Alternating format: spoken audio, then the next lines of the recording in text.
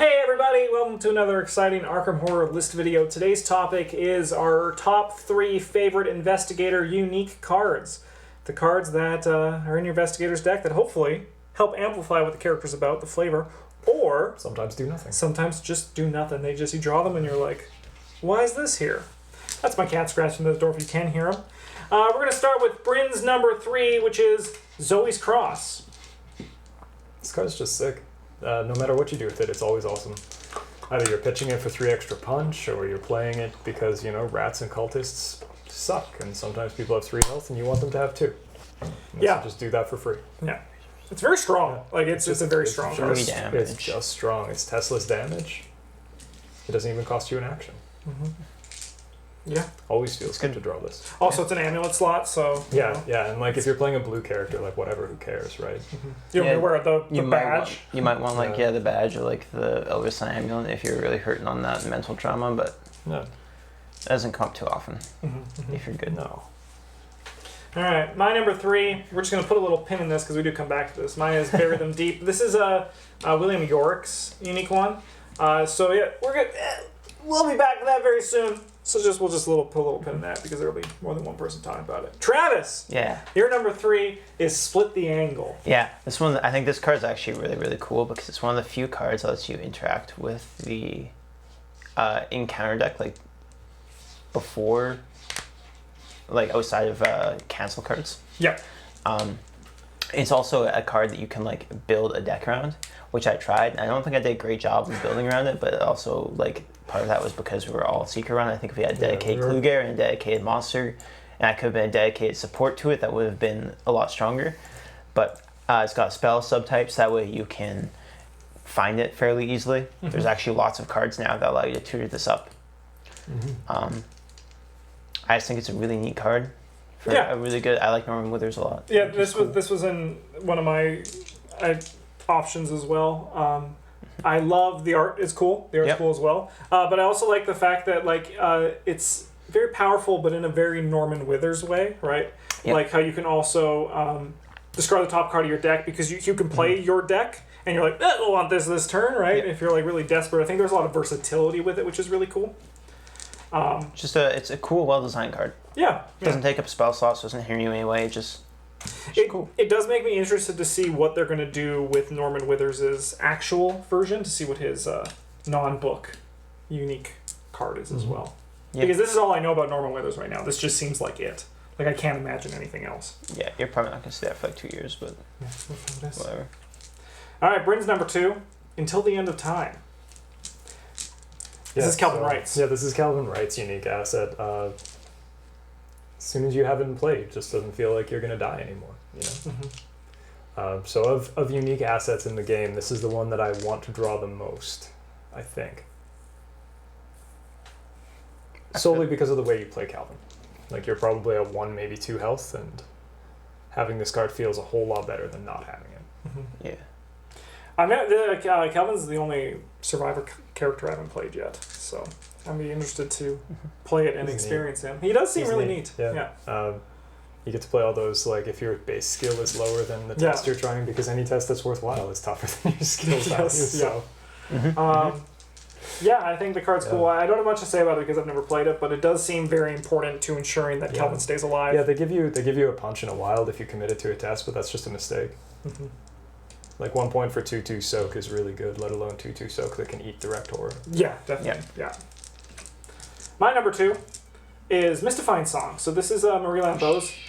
I've never played Marie, but just watching Travis play, I can just immediately tell that this is a very rewarding card. It's very powerful as well because... It's like Pocket Watch, but different. Yeah, exactly. Less expensive. And because Marie, there's a lot of trust when you're playing a cooperative game for Marie to like, Marie, what are you doing? What's going on, Marie? Why are you doing this so much? And she's like, don't worry, I got an amazing song that I'm going to sing. You're like, nerds, we lose. I had nothing. Just kidding. Yeah, and it's I think the art's cool too. It's very un-Arkham horror art, which I do kind of like the feeling of it. And it also has 2 wild symbols, so if you need it... It's actually like very on flavor, the art with what the card does, and like it's, you look at this, you don't see the horrors of the world, you're like, hey, everything's okay, but it's at a party having a good time. Yeah, there's nothing dark or scary about it. Yeah. And it's, I just don't, you've played it. It feels really good. Yeah. You always want it, obviously. It sucks it sucks you get removed from the game though, but I understand why. Yeah. It almost made my list. I do really enjoy playing cards Let Me Say No to the game, and this card does that. So it does it in a very pompous way too. Yeah. You're like, oh, Ancient Evils? Pff, no. Yeah. No to your yes. All right, Travis, your number 2 is Gatebox. Yeah, this is Luke's unique item. I really enjoy all the different things that it opens up with the different... I've been playing Luke Card Dream Mirrors campaign, and there's so many cool things you can do with spells with this Gatebox, and it's very helpful to your teammates. It's like free disengage and free movement, and it doesn't even cost you an action. It's a very, very powerful card, and you're only supposed to get 3 effects or 3 charges of it, but it's very easy to get more, actually.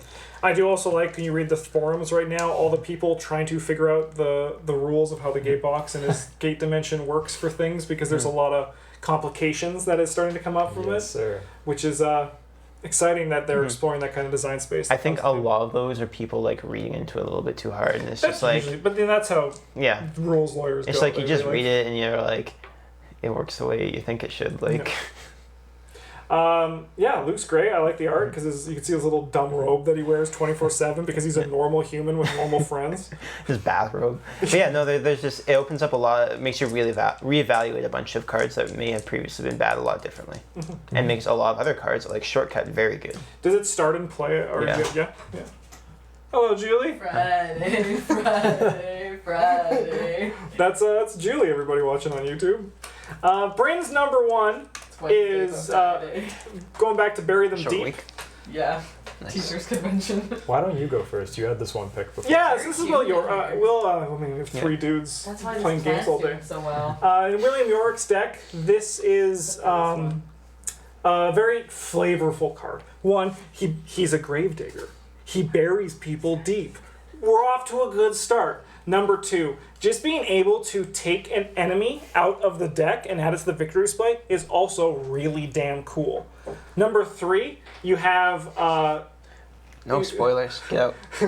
You have a reactionary card that allows you to play for free that adds victory as a player card. I think it's just very... Yeah.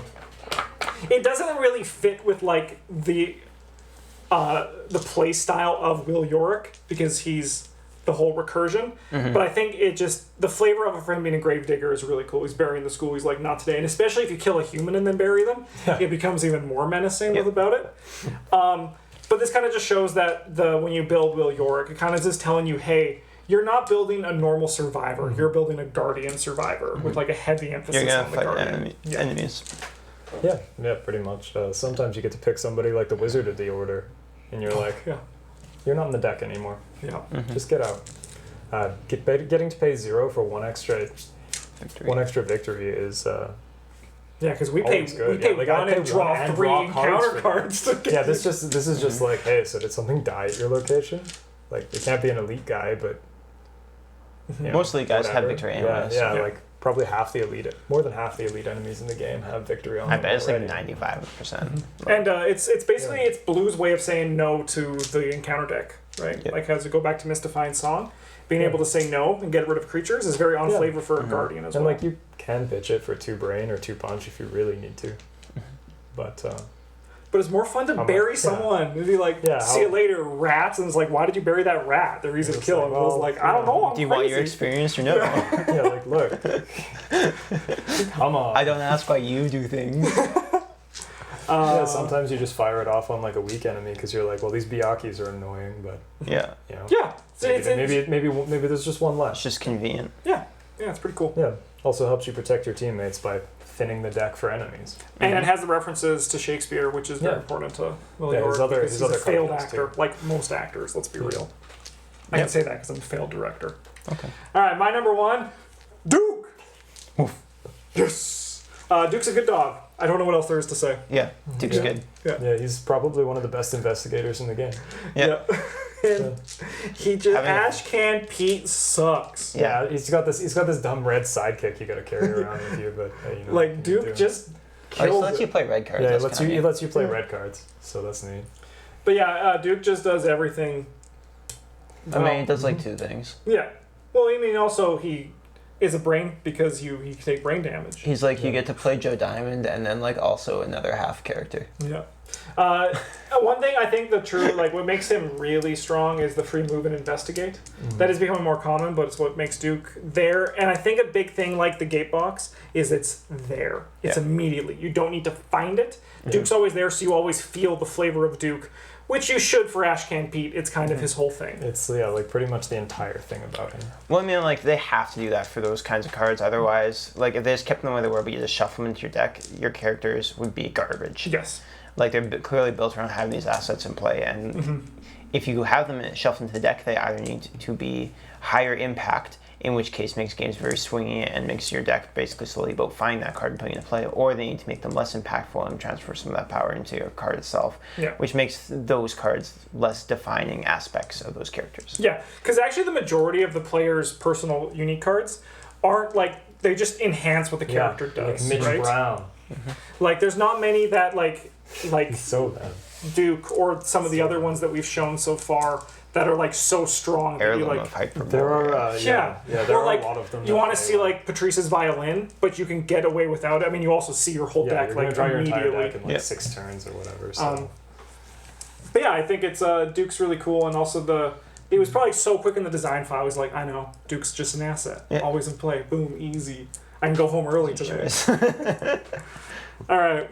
I also do want to play the Dunwich Legacy where Duke gets killed. I want that. Okay. I want that to happen to me. so You'll still be upset when it happens. Oh, I'll be You're like, pissed. I'll be like, what? It's like, just What am I the gonna entire do? reason I'm we're playing this useless. one. I'm useless. But they always kill Zeke, so we're Yeah, fine. like- Maybe we'll do Yeah. revisit the Dunwich Legacy with the characters we played the first time. Ooh, that'd be fun. Actually, that'd be fun to revisit Yeah. with that'd actually be pretty cool. Travis, you're number 1. I wrote it just for you. It's Mark Harrigan. Woo! This card's so cool. It gives you 4 punch icons. That's so many. You get to heal yourself, which is important because you take lots of damage when you're fighting things, and you can deal extra damage. Not only that, you can make other people good at stuff too. You don't have to be the one attacking. You can commit to someone else's attack, and then they get to take damage from you and put it on that enemy because Mark's badass. Yeah, Mark is a badass. This card is exactly as cool as the art advertises. Yep. That's how you feel every time you play, especially if someone else attacks and you're just like, yeah, don't worry, you got this. Yeah, it's a great card. 4 Plus icons. 4 It's just like punch. you're like, Yeah. You're just like, here's +4 to your skill, you get to deal extra damage. Your teammate's like, oh my god. then they draw the red shit, and Mark looks at them like, can't on. go Come around on. with people not as cool as you. Mark is a true leader because he does not just kill monsters good, he inspires other people to kill monsters good as Yeah. well. And then He makes other people want to be as good as him. I do like to imagine the flavor though, where he like takes a wound off of him and just throws it at the enemy, and the enemy's like, "What the fuck? That doesn't make sense." And Mark Harrigan's like, No, he "I like don't pulls care." like a knife that someone stabbed him with, Oh like yeah, and stabs then the just guy. throws it at Yeah. them. Oh yeah, that's good. That's good. Or he takes like bullets out of his shoulder and like reloads them back into his gun. That's even better. It's pretty badass. Anyway, those are our top 3 favorite Investigator unique cards. What are yours, and why is it Duke? Because he's a cute puppy. He is pretty cute, puppy. Duke's pretty alright.